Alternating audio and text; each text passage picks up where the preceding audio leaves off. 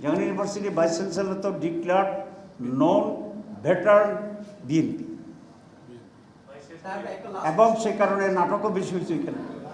যে নাটক হয়েছে 12,000 ভোট করার জন্য 48 ঘন্টা সময় লাগছে। তো এসব নাটক আপনারা দেখতেছেন না? এটা জামাত ইসলামীর আমির অ্যাপয়েন্টমেন্ট দিচ্ছে।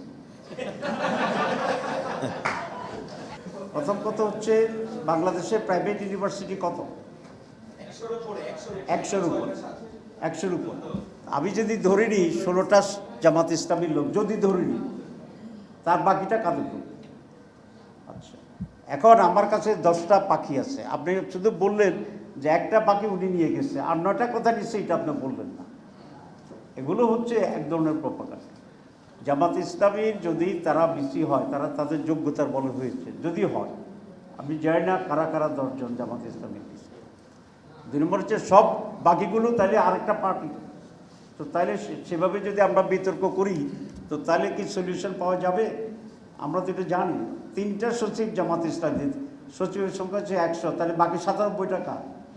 এখন কথা হচ্ছে, আমরা তো এগুলো বলি না। আমরা কেন বলি না? আমরা সব নেগেটিভ নোংরা রাজনীতিকে পরিহার করতে চাই, ঠিক আছে?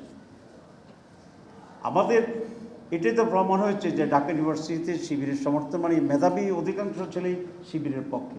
তো মেধাবী আছে না আমাদের ছাত্রই? তো মেধাবী ক্লাসের ফার্স্ট, সেকেন্ড, থার্ড সবসময় ছাত্র শিবির ছিল এই 15 বছর ছাড়া। তো ওরা মেধার ভিত্তিতে হচ্ছে। যেমন জাহাঙ্গীরনগর ইউনিভার্সিটি ভাইস চ্যান্সেলর তো ডিক্লার্ড নন ভেটারান বিএনপি, এবং সে কারণে নাটকও বেশি হয়েছে এখানে। যে নাটক হয়েছে 12,000 ভোট করার জন্য 48 ঘন্টা সময় লাগছে।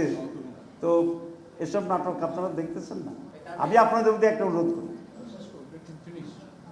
সেটা হচ্ছে প্লিজ দেশের জন্যে সাদাকে সাদা বলা, কালোকে কালো বলা, সঠিক তথ্য তুলে ধরা আপনাদের জাতির সকলের দায়িত্ব। একজন ইউনিভার্সিটি পিছিয়ে how he can make so much delay, মানুষ তার ইফিসিয়েন্সি সম্পর্কে প্রশ্ন করছে না? জাহাঙ্গীরনগরের ইউনিভার্সিটির ম্যানেজমেন্ট নিয়ে পত্রিকায় প্রশ্ন আসছে না?